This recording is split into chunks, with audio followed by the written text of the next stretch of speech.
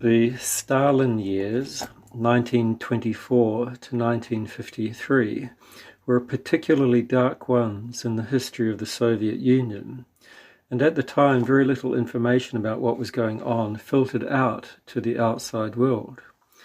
The term Iron Curtain described a system which effectively prevented the West from learning about the extent of the repression of thought and the extinction of human life.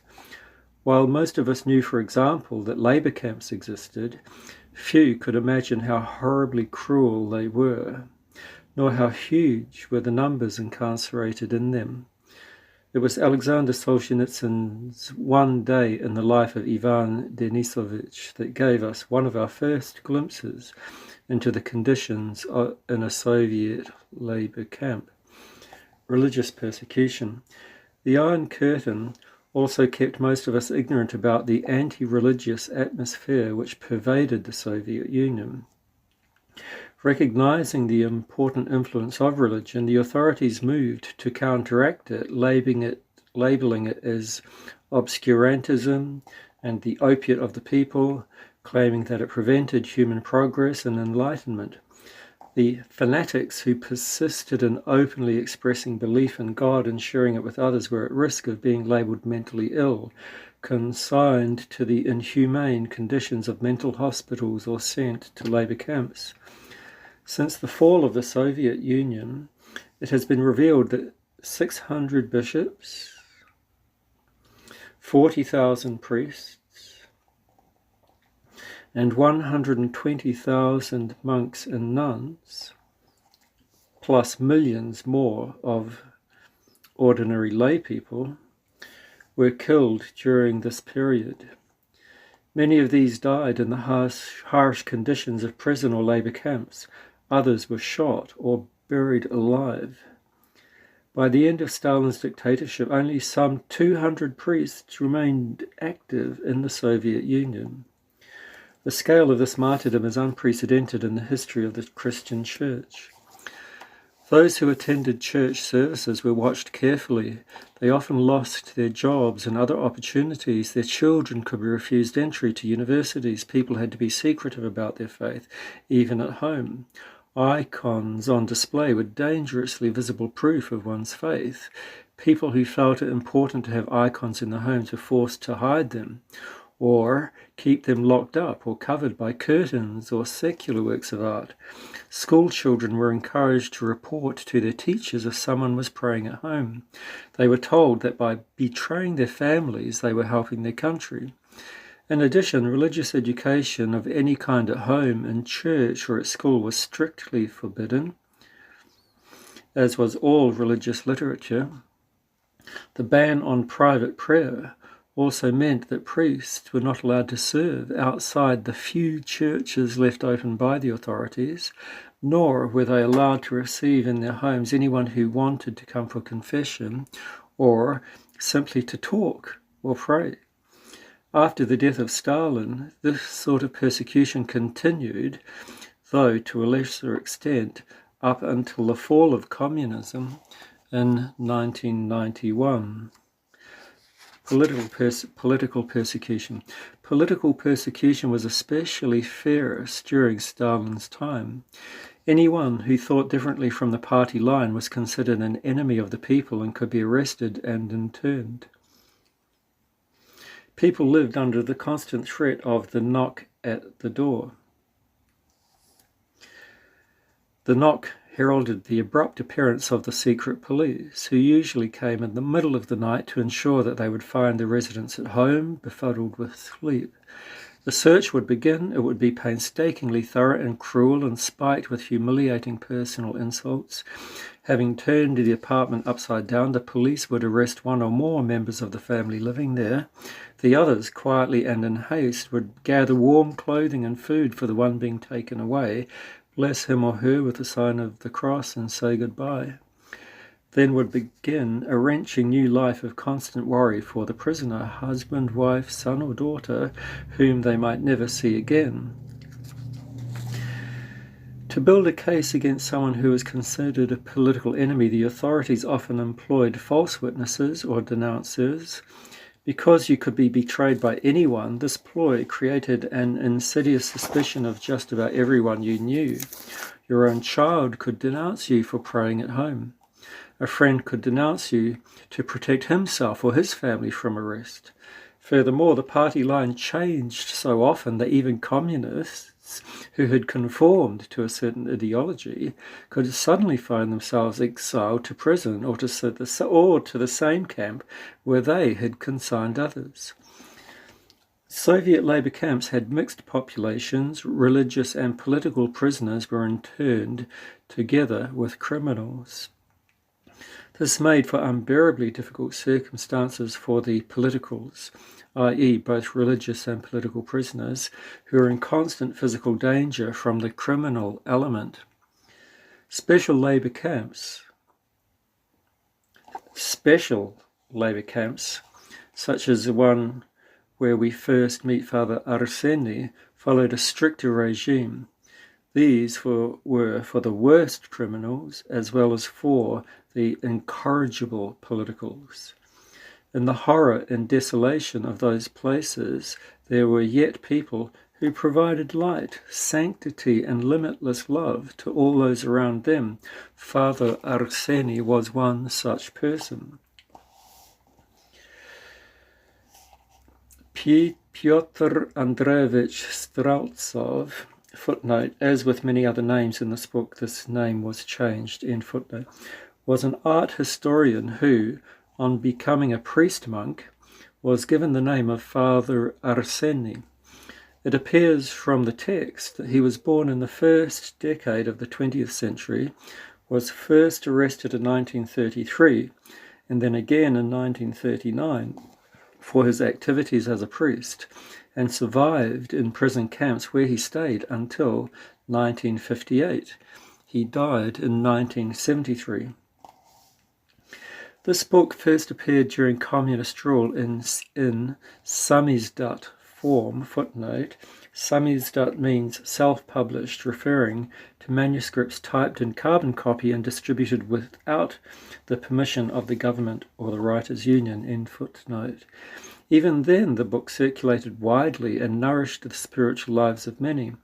After the fall of communism, when it could be published officially, it was reprinted twice, 200,000 copies each time, the last time in 1994. Its success in Russia has been enormous. Meeting with Father Arseny, I tried to learn the details about his life, but in spite of the fact that we talked a great deal, he told me very little about himself. I was able to get a little of my writing done while he was still alive. I gave him my notes to read over and asked, was it really like this? He would always answer, yes, it was. But he would always add, God led us all on many paths, and each person, if you bother to look deeply at his life, has something worth being written about. My own life, as that of all other people, was always intertwined with and ran alongside that of other people. There was much of everything, but everything was always sent by God. Having read this book, pray for the health of the servant of God, Alexander. That will be my great recompense. Part 1. The barracks. Father Arseny, whose name had been Pyotr Andreevich Streltsov before his priesthood, had been assigned the title of Zek, prisoner, number 18376. He had been sent to this camp 6 months ago and understood that there was no hope for him to ever leave it. The political prisoners were beaten often. The supervisors beat them as punishment. The criminals just liked to do what they were used to doing, and all their hatred and cruelty came out this way. Someone was beaten every day, and beaten with pleasure. For the criminals, it was a real distraction. Have mercy on me, a sinner. Help me. I place my trust in you, O Lord, and in you, O Mother of God. Do not abandon me. Give me strength, prayed Father Arseny, almost falling from exhaustion as he carried bundle after bundle of logs to the stoves. It was now time to light the fires. The stoves were cold and no longer gave off any warmth. It was not easy to light the fire, for the logs were damp, and there was no dry kindling. The day before, Father Arseny had found some dry branches and put them in a corner near one of the stoves, thinking, "Tomorrow I will be able to light the stove very fast." When he went to get the dry kindling, though, he found that some of the criminals had poured water on it. He knew that if he was late in lighting the fires, the barracks would not be warm for the return of the workers. Father Arseny ran to try to find some dry bark or anything dry behind the barracks, and all the time he was praying, "Lord Jesus Christ, Son of God, have mercy on me, a sinner." But then he added, "Thy will be done." He looked everywhere and could find nothing dry. He did not know how he would light the fire. While Father Arseny was looking for the dry branches, an old man working in the next barracks walked by. He was a criminal of immense cruelty and power. People said that even under the Tsar, his name had been infamous all over Russia. He had committed so many crimes that he himself could not remember them all. Not much was known about the details of his crimes, so numerous were his exploits. Yet when he was brought to trial, the judge had knowledge of enough of his crimes to condemn him to be shot. His sentence was later commuted to internment in this prison camp, which for some criminals was much worse. If you are shot, you suffer a short time. In this camp, death is slow and painful. Those who were released from the camp came out as invalids. Knowing this, many criminals became cruel, and their cruelty was expressed by beating the political prisoners and sometimes even other criminals, beating them to death. This criminal was the boss of his whole barracks. Even the camp officers were afraid of him. It would take only a wink from him to have an accident occur. His fellow inmates called him Greybeard.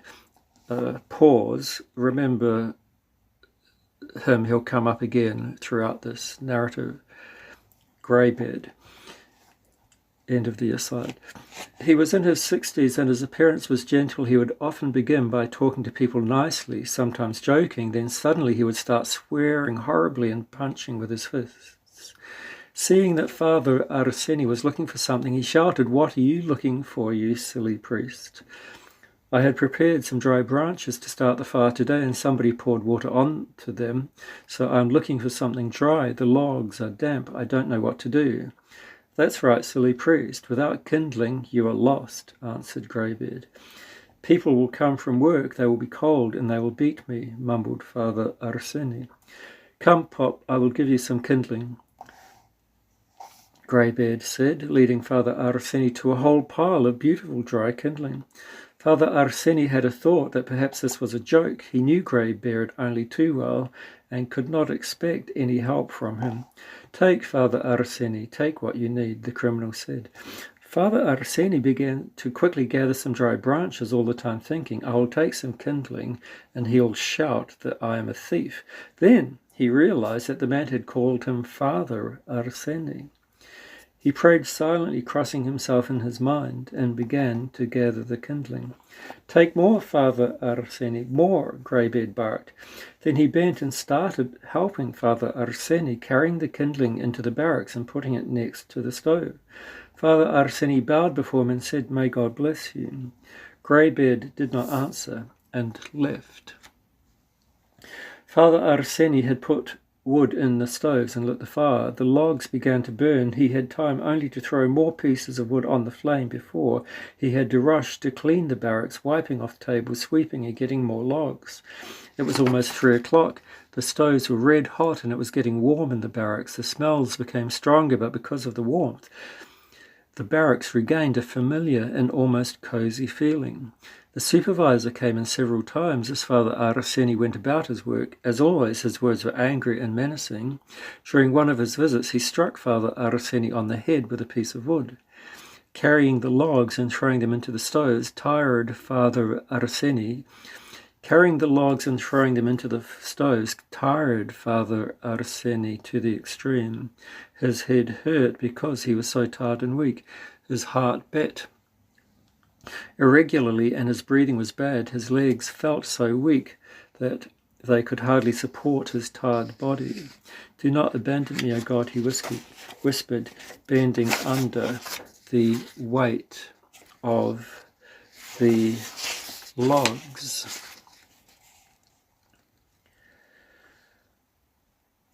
The patients. The day was coming to an end. Darkness came fast, and the prisoners were soon to return. They always came frozen, tired, angry, and weakened, and when they reached their bunks, they nearly fainted onto them. With the return of the workers, the barracks filled with cold, dampness, and a generally restless and unpleasant atmosphere. Half an hour after their return, they were taken to eat. Meal times was, for many prisoners, a time of suffering. The criminals would grab away political prisoners' food and bet those who tried to stop them. Those who were weak and could not defend themselves were deprived of food. There were more political prisoners than common criminals, but the thieves and murderers had much power over the weaker zeks. Every day, many zeks were deprived of their meagre food ration. This brought indescribable suffering. Tired, hungry, and constantly shivering of cold, the prisoners thought of nothing but of food, dreaming of full meals to make themselves happy. The meals they did get were pitiful. The portions were minute, nearly rancid, and for some unknown reason smelled of kerosene. All of this was designed to kill them slowly. Father Arseny was often deprived of meals, but he never complained. If his meal was taken, he would just return to the barracks, lie down on his bunk and pray. At first his head would spin, he would shiver from cold and hunger, his thoughts cloudy. Still he would recite the Matin service and the Akathist to the Mother of God, to St. Nicholas and to St. Arseny, and he would commemorate his spiritual children and all the departed he had kept in his memory. After praying in this way all night, he felt new strength in the morning, as if he had eaten and slept. Father Arseny had many spiritual children outside and inside the camp, and his soul suffered for each of them. When he had been in regular camps, he was able to get letters from them, but since he was in the death camp, this was not possible. His spiritual children thought that Father Arseny had died. They inquired about him and always got the same answer. If he was sent to the special camp, he is not on record anywhere. The two sick men received only half their ration, and Father Arseny hid a little piece of fish for them in his clothing. Later, Father Arseny started feeding the two patients. He heated up some water with pine needles, mixed it with aspirin, and gave some to both men. He divided the bread and the fish between them. 5 days later, the two sick prisoners started feeling a little better. They would probably live, but they could not yet get up. Father Arseny cared for them at night, and when he had time during the day. He also gave them part of his own ration. Father Arseny did not know who the patients were. They had come to his barracks from another camp and had been very sick when they arrived. They accepted the care of Father Arseny with no enthusiasm, but they could not survive without him. They said nothing about themselves, and Father Arseny asked nothing. He had seen many people like these two patients, and he had cared for them all. When they left, he seldom heard of them again.